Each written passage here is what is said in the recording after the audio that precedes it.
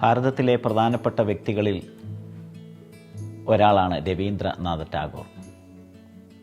അനേക മഹത് സംഭാവനകൾ ഭാരതത്തിനും ലോകത്തിനും നൽകിയ മഹാനായ വ്യക്തിയാണ് രവീന്ദ്രനാഥ ടാഗോർ. സാഹിത്യത്തിനുള്ള ആദ്യത്തെ നോബൽ സമ്മാനം ഭാരതത്തിന് ലഭിച്ചത് രവീന്ദ്രനാഥ ടാഗോറിനാണ്. മാത്രമല്ല ഗീതാഞ്ജലി, ദേശീയഗാനം എന്നിവയുടെയൊക്കെ രചയിതാവ് ടാഗോറാണ്. ടാഗോറിൻ്റെ ജീവിതത്തിൻ്റെ അവസാന നിമിഷങ്ങളിൽ വളരെ സങ്കടത്തിലും വേദനയിലുമായിരുന്നു എന്ന് പല പ്രിയപ്പെട്ടവരും അഭിപ്രായപ്പെടുന്നുണ്ട്.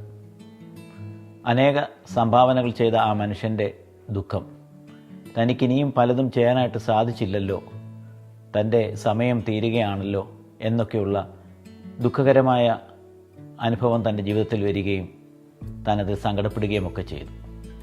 ജീവിതത്തിൽ നമുക്ക് ലഭ്യമാകുന്ന സമയങ്ങളും സാഹചര്യങ്ങളും സന്ദർഭങ്ങളും ഉപയോഗിക്കുക എന്നുള്ളത് ഏറ്റവും വളരെ പ്രധാനപ്പെട്ടതാണ്.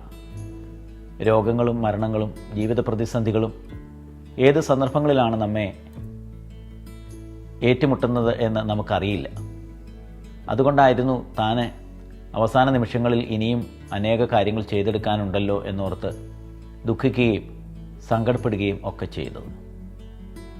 ജീവിതത്തിൽ സമയങ്ങൾ തക്കത്തിൽ ഉപയോഗിക്കുക.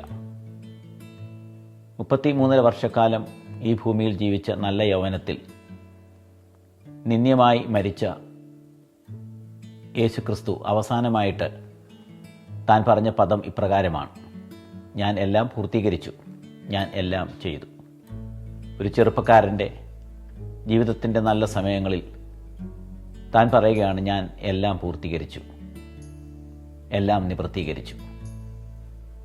സംതൃപ്തിയോടും സമാധാനത്തോടും തന്നെ ഏൽപ്പിച്ച ദൗത്യം പൂർത്തീകരിച്ച് മടങ്ങുകയായിരുന്നു ക്രിസ്തുനാഥൻ.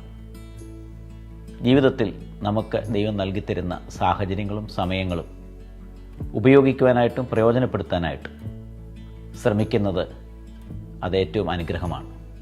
ദുഃഖിക്കുവാൻ കഴിയാത്ത നല്ല സമയങ്ങൾ നമ്മുടെ ജീവിതത്തിൻ്റെ അവസാന നിമിഷങ്ങളിൽ ഉണ്ടാകട്ടെ എന്ന് പ്രാർത്ഥിക്കുന്നു.